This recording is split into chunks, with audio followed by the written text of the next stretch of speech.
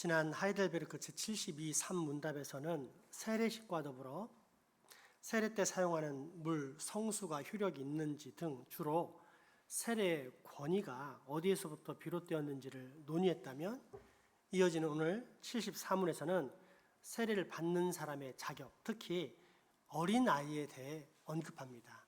하이델베르크 제74문답입니다. 유아들도 세례를 받아야만 합니까? 예, 왜냐하면 어른들뿐만 아니라 또한 유아들도 하나님의 언약과 교회에 속해 있기 때문입니다. 그리고 그리스도의 피로 말미암아 유아들에게도 죄로부터 구속과 믿음을 일으키게 하는 성령이 주어진다는 것이 약속되었기 때문입니다. 따라서 언약의 표지인 세례를 통해 우리는 유아들을 지체로서 그리스도의 교회와 연합하게 해야만 합니다. 그래서 우리는 그들이 불신자들의 자녀들과 구별되게 해야만 합니다. 구약에서 이것은 할례를 통해 이루어졌지만 신약에서는 할례 대신에 세례가 제정되었습니다. 아멘. 이처럼 하이델베르크 교리문답이 유아 세례를 언급하는 것은 종교개혁 당시에 유아 세례를 반대하는 사람들이 있었기 때문입니다. 이를 재세례파라고 하는데, 재세례파의 재란 둘재 또는 다시 한번 재라는 뜻으로 결국 세례를 다시 받아야 된다, 두 번 받아야 된다라고 주장하는 사람들입니다. 세례란 믿음의 표와인이다. 즉 내게 믿음이 있다는 사실을 드러내는 표시이다. 그런데 어린아이가 믿음에 대해서 뭘 알고 신앙 고백을 하겠느냐? 오직 성장해서 예수 그리스도를 진짜 구주로 믿고 개인적으로 신앙 고백을 하는 사람만이 온전한 세례를 받을 수 있는 것이다. 그러므로 아이 때 세례받았던 유아 세례자들도 성인이 되어서 올바른 신앙 고백을 할 때 다시 세례를 받아야 한다. 어떻습니까? 상당히 설득력이 있지 않습니까? 때문에 당시 상당한 무리들이 모여서 한 파를 이룰 정도였습니다. 그런데 이런 주장은 비단 500년 전에만 있었던 일이 아니라 현대에도 동일하게 반복됩니다. 장로교와 침례교의 차이가 무엇일까요?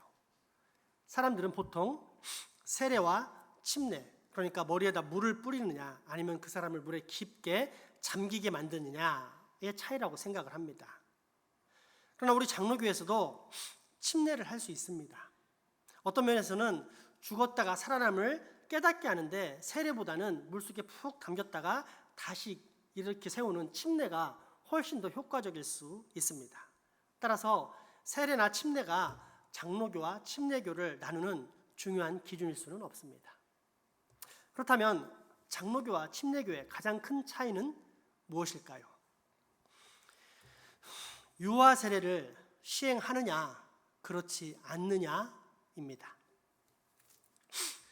예를 들어 로버슨 같은 침례교 신학자는 신약에는 유아 세례의 여지가 전혀 없다라고 했는데, 이런 주장에 동조하면서 현재 기독교 대중매체의 참신한 설교자이자 목회자로 많이 소개되고 있는 사람들도 침례교 신학자들입니다. 이런 상황에서 힘든 점은 대부분의 그리스도인들이 이 기독교의 매체에 소개된 이런 분들의 사상이나 설교를 들을 때, 야, 이분이야말로 우리가 본받을 만한 참된 개혁신앙의 전파자다 라고 생각하면서 설교를 듣거나 또 그분들의 글을 읽는다는 것입니다. 그럼 어떻게 되죠? 그야말로 무장, 해제된 상태에서 그 메시지들을 참 믿음으로 받아들인다는 사실입니다. 그러면서 자신도 모르게 그들의 주장에 동조함으로써 어느 순간부터 유아 세례를 반대하게 됩니다. 뭘 한다고 애들이 세례를 받아? 똑바로 신앙 고백을 해야지. 이런 측면에서 볼 때 지금 우리가 유아 세례의 당위성을 배우는 것은 매우 중요합니다. 안 그러면 성경과 정반대로 행동할 수도 있기 때문입니다. 그러면 이제 정말 궁금해집니다. 유아 세례를 시행해도 괜찮을까요? 아니면 유아 세례를 반대하는 사람들의 말처럼 성인 세례만이 제대로 된 세례일까요? 여러분의 생각은 어떻습니까? 이에 대한 올바른 초점이자 정답은 언약에 있습니다.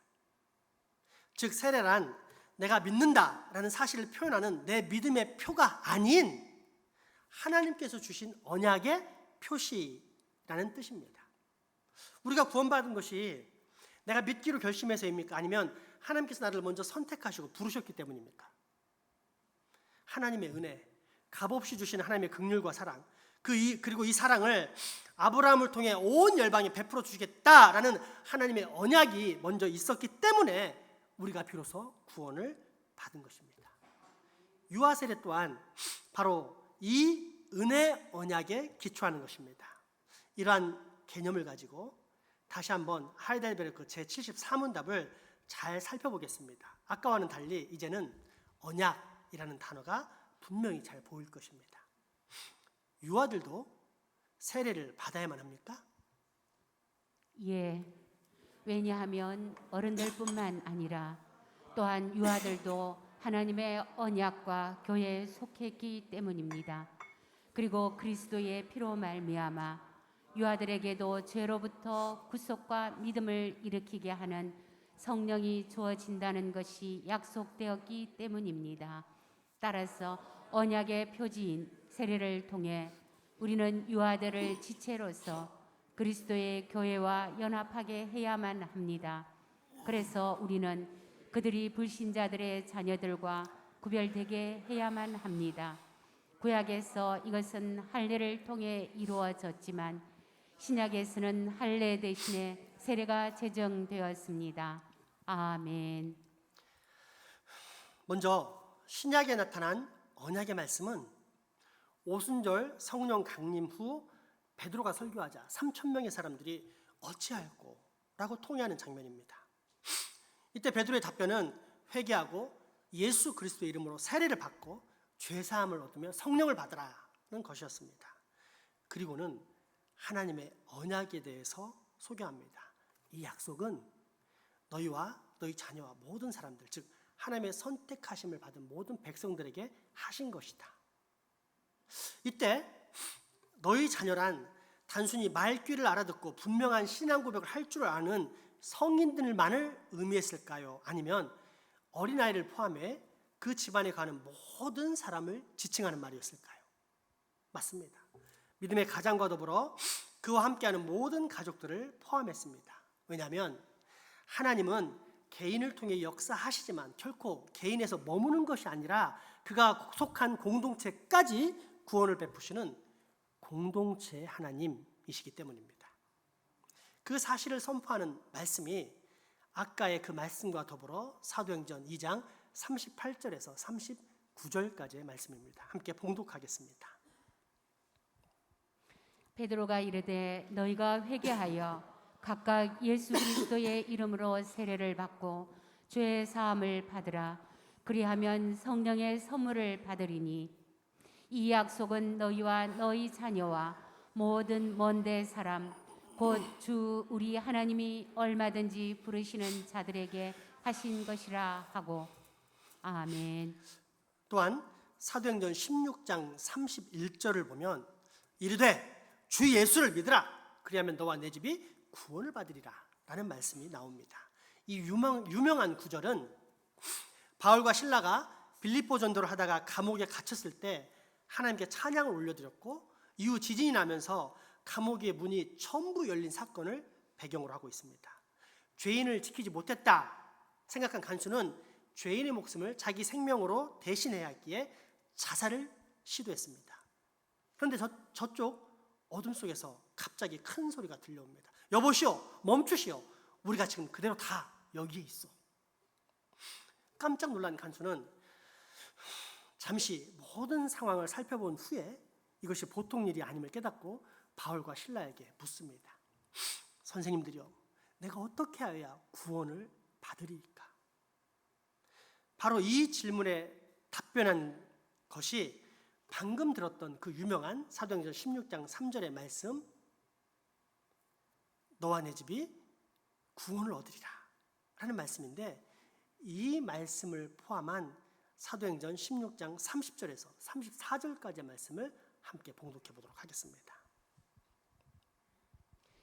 그들을 데리고 나가 이르되 선생들이여 내가 어떻게 하여야 구원을 받으리까 하거늘 이르되 주 예수를 믿으라 그리하면 너와 네 집이 구원을 받으리라 하고 주의 말씀을 그 사람과 그 집에 있는 모든 사람에게 전하더라.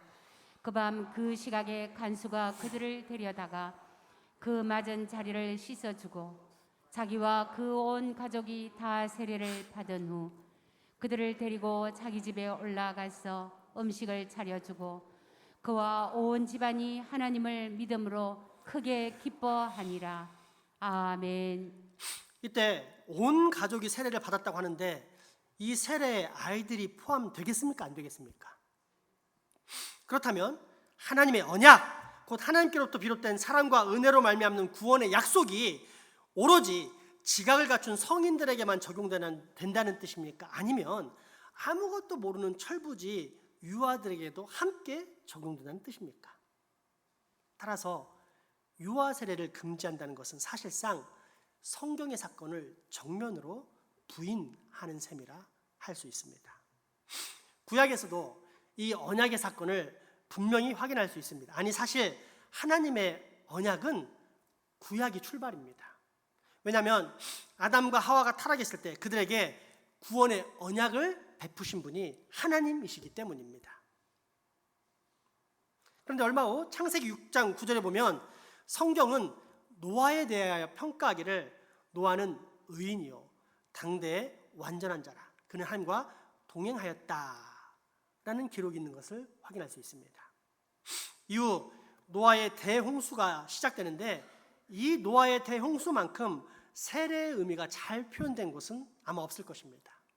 이 세상에 존재하는 모든 사람들이 물로 말미암아 다 죽었는데 하나님의 은혜를 입은 노아와 7 식구들, 이렇게 총 8명만이 그 죽음의 물을 통과했기 때문입니다.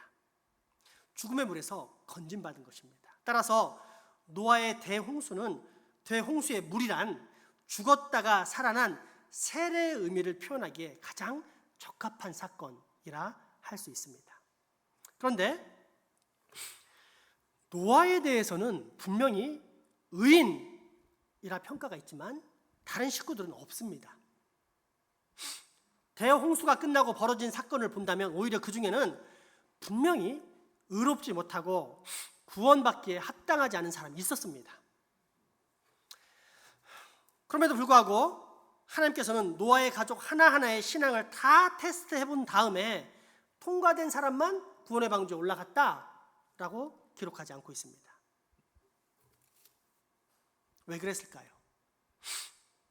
하나님께서는 노아의 가족을 노아에게 속한 일원으로 보셨기 때문입니다.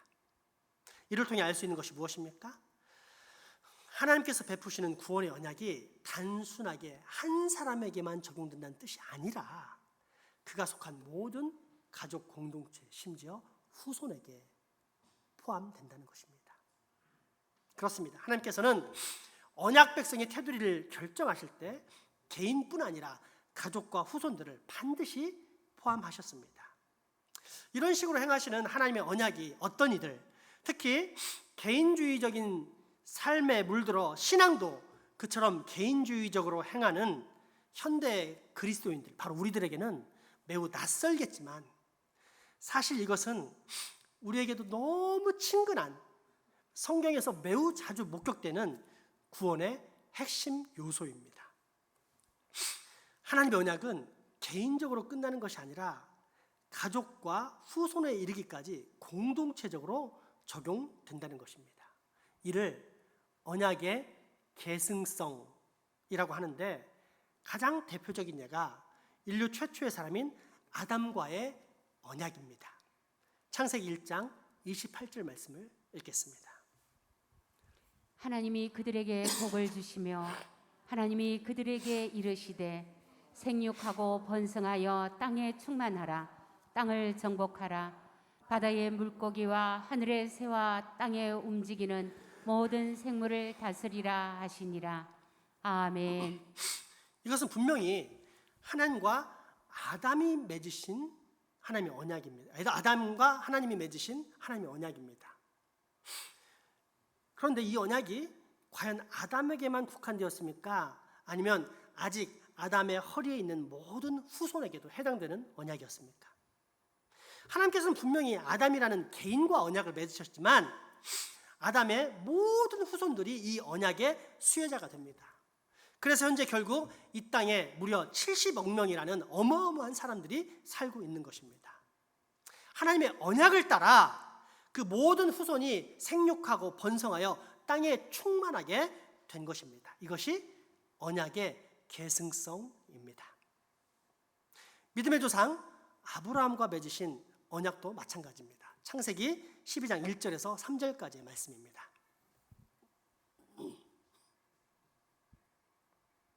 여호와께서 아브라함에게 이르시되 너는 너의 고향과 친척과 아버지의 집을 떠나 내가 네게 보여줄 땅으로 가라. 내가 너로 큰 민족을 이루고 네게 복을 주어 내 이름을 창대하게 하리니 너는 복이 될지라. 너를 축복하는 자에게는 내가 복을 내리고 너를 저주하는 자에게는 내가 저주하리니 땅의 모든 족속이 너로 말미암아 복을 얻을 것이라 하신지라. 아멘. 이때 하나님의 언약이 당사자인 아브라함에게만 관련된 것이었습니까? 만약 그렇다면 아브라함은 사실상 하나님의 언약을 성취한 사람이 안 됩니다. 왜냐하면 아브라함 당대에는 그 후손이 기껏해야 몇십 명 안팎이어서 별과 같이 많지도 또 한민족을 이루는 창대함도 경험하지 못했기 때문입니다. 따라서 아브라함과 맺은 하나님의 언약은 단지 아브라함 개인의 것이 아닌 결국 그를 통해 태어날 모든 후손과 민족, 열방, 즉 우리와 관계된 것이라는 사실을 알 수 있습니다. 언약의 이런 독특성 때문에 하나님의 언약은 복을 주시는 것에서도 계승적이지만 저주가 내리는 것도 계승적입니다. 가장 대표적인 것이 원죄의 교리입니다. 태초에 에덴 동산에서 하나님과의 약속을 파기한 사람은 아담 혼자였습니다. 그래서 그 아담만 저주를 받았습니까? 아닙니다. 그 허리 안에 있는 모든 후손들이 영향을 받습니다. 그래서 우리는 죄의 저주를 받아 이 땅에 태어나고 사망의 지배 아래 놓이다가 영원한 멸망으로 향할 수밖에 없는 것입니다. 이게 인간의 본질입니다. 왜요? 언약에는 계승성이 있기 때문입니다. 로마서 5장 12절에서 14절은 그 사실을 이렇게 가르쳐 줍니다. 그러므로 한 사람으로 말미암아 죄가 세상에 들어오고 죄로 말미암아 사망이 들어왔나니 이와 같이 모든 사람이 죄를 지었으므로 사망이 모든 사람에게 이르렀느니라. 그러나 아담으로부터 모세까지 아담의 범죄와 같은 죄를 짓지 아니한 자들까지도 사망이 왕노릇하였나니 아담은 오실 자의 모형이라. 아멘. 나는 실제적인 파기를 하지 않았지만 언약을 파기하지 않았지만 나의 뿌리요 사람의 조상인 아담이 하나님과의 언약을 파기했기 때문에 아담의 후손인 나 또한 아담의 저주하게 참여하게 되었다는 뜻, 즉 언약의 계승성입니다. 그리고 또 이 언약의 계승성 때문에 우리 주 예수 그리스도의 저 십자가 사역도 모든 세대 사람들에게 영향을 미치게 됩니다. 이 사실을 로마서 5장 18절에서 19절은 다음과 같이 가르쳐 줍니다. 그런즉 한 범죄로 많은 사람이 정죄에 이른 것 같이 한 의로운 행위로 말미암아 많은 사람이 의롭다 하심을 받아 생명에 이르렀느니라. 한 사람이 순종하지 아니하므로 많은 사람이 죄인 된 것 같이 한 사람이 순종하심으로 많은 사람이 의인이 되리라. 아멘. 그렇기에 하나님의 말씀에 분명하게 이렇게 기록이 되어 있기에 그 핵심 말씀을 요리한 교리문답 중에 하나인 도르트 신경 1장 17항은 이를 유아 세례와 연관되어서 이렇게 강조하고 있습니다. 사람의 구원은 하나님의 언약에서 비롯되기 때문에 믿음의 가정 안에 있는 유아의 세례 역시 반드시 행해져야 한다. 다 함께 도로토신경 1장 17항을 직접 확인해 보겠습니다. 우리는 하나님의 말씀으로부터 그의 뜻에 관하여 판단해야만 하는데 말씀은 믿는 자의 자녀들을 본성에 의해서가 아니라 은혜 언약에 의해 거룩하다고 선언한다. 또 그 언약 안에 어린이들은 그들의 부모들과 함께 포함된다고 선언한다. 그러므로 하나님을 두려워하는 부모들은 하나님께서 어린이들의 유년 시기에 이생으로부터 부르시는 그들의 자녀들의 선택과 구원을 의심하지 말아야 한다. 아멘. 하나님의 언약 가운데서 내가 구원받았고 그렇기 때문에 믿음 안에 거하는 나로 말미암아 나의 자녀 또한 그 은혜 언약에 포함되어 있다는 사실을 믿어야 한다는 말씀입니다. 그리고 바로 이러한 언약의 특성 때문에 할례가 명령됩니다. 구약시대에 행해진 할례에는 두 가지 의미가 담겨 있습니다. 첫째는 후손을 낳는 능력이 오직 하나님께만 있다는 뜻이요. 둘째는 그릇된 것을 잘라내고 씻어낸다는 뜻으로 사람에게서 나오는 모든 것이 악함으로 잘라내버리고 이제는 하나님을 향하여 새로운 사람으로 살아가겠다라는 표시를 하는 것이 할례입니다. 때문에 99세에 이르기까지 자식을 얻지 못하던 아브라함에게 찾아오신 하나님께서는 아브라함에게 할례를 명하십니다. 자연적 태생의 세상 자식이 아닌 언약으로 말미암는 거룩한 자녀를 주시겠다는 약속을 하시는 것입니다. 그런데 재밌는 것은 아브라함과 당대 성인 남자들에게만 그 명령을 주신 것이 아니라 아브라함의 가정에 있는 모든 남자들과 더불어 장차 태어날 모든 남자 아이들까지 심지어 태어난 지 8일밖에 안 되는 그런 아이들에게 할례를 시행하라고 명령하셨다는 사실입니다.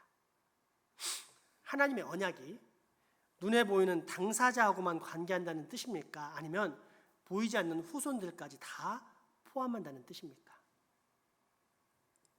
그렇습니다. 때문에 우리 믿는 자들은 우리의 자녀들도 바로 이러한 하나님의 사랑과 구원의 은혜 언약 안에 놓여 있다는 확신으로 우리 아이들에게 그처럼 기쁨의 유아 세례를 베푸는 것입니다. 바로 그 언약. 하나님께서 아브라함에게 직접 말씀하셨고 또 오늘 우리에게도 분명히 말씀하시는 하나님의 언약인 오늘 본문 창세기 17장 1절에서 7절까지의 말씀 함께 봉독하겠습니다. 아브라함이 99세에 여호와께서 아브라함에게 나타나사 그에게 이르시되 나는 전능한 하나님이라 너는 내 앞에서 행하여 완전하라. 내가 내 언약을 나와 너 사이에 두어 너를 크게 번성하리라 하시니 아브라함이 엎드렸더니 하나님이 또 그에게 말씀하여 이르시되 보라 내 언약이 너와 함께 있으니 너는 여러 민족의 아버지가 될지라. 이제후로는 내 이름을 아브라함이라 하지 아니하고 아브라함이라 일하니니 이는 내가 너를 여러 민족의 아버지가 되게 함이니라. 내가 너로 심히 번성하게 하리니 내가 내게서 민족들이 나게 하며 왕들이 내게로부터 나오리라. 내가 내 언약을 나와 너 및 내 대대 후손 사이에 세워서 영원한 언약을 삼고 너와 내 후손의 하나님이 되리라. 아멘. 아멘. 여러분 이제 묻겠습니다. 나와 내 자녀들이 나의 결단이나 의지 또는 우리 자식들의 결단이나 선택으로 구원을 얻습니까? 아니면 하나님의 긍휼과 선택, 즉 은혜 언약으로 구원을 얻습니까? 그렇습니다. 하나님의 언약, 값없이 베풀어 주신 하나님의 자비와 긍휼, 곧 은혜 언약의 기초에 지금 우리는 하나님 나라의 백성, 하나님 아버지의 자녀로 살고 있는 것입니다. 그렇다면 지각이 있어 올바른 신앙 고백을 할 수 있는 성인들에게만 세례를 시행할 수 있는 것일까요? 아니면 믿음의 가정 안에 있는 유아들에게도 세례를 베풀 수 있습니까? 맞습니다. 유아들에게도 세례를 베풀 수 있습니다. 왜요? 우리의 구원은 언약, 곧 하나님께서 베풀어 주신 은혜 언약에서 비롯되기 때문이요. 그렇기에 우리는 이 은혜 언약을 붙잡고 아무것도 모르는 우리 아이들에게도 믿음으로 담대히 하늘로부터 허락된 감사와 행복의 유아 세례를 베푸는 것입니다. 하이델베르크 교리문답 제74문답입니다. 유아들도 세례를 받아야만 합니까? 예. 왜냐하면 어른들뿐만 아니라 또한 유아들도 하나님의 언약과 교회에 속해 있기 때문입니다. 그리고 그리스도의 피로 말미암아 유아들에게도 죄로부터 구속과 믿음을 일으키게 하는 성령이 주어진다는 것이 약속되었기 때문입니다. 따라서 언약의 표지인 세례를 통해 우리는 유아들을 지체로서 그리스도의 교회와 연합하게 해야만 합니다. 그래서 우리는 그들이 불신자들의 자녀들과 구별되게 해야만 합니다. 구약에서 이것은 할례를 통해 이루어졌지만 신약에서는 할례 대신에 세례가 제정되었습니다. 아멘. 아멘. 기도합시다. 사랑과 은혜가 풍성하신 아버지 하나님, 오늘 다시 한번 나의 구원과 생명이 오직 하나님의 은혜, 언약에서부터 비롯됐다는 사실을 깨닫게 해주시니 감사합니다. 바라옵기는 하나님께서 베푸시는 이 은혜의 언약, 생명의 언약을 붙잡고 우리가 평생 하나님께만 감사하고 영광 돌리는 하나님 나라의 백성, 거룩한 언약의 자녀로 꼭 살게 하여 주시옵소서. 예수 이름으로 기도합니다. 아멘. 헌금하시겠습니다.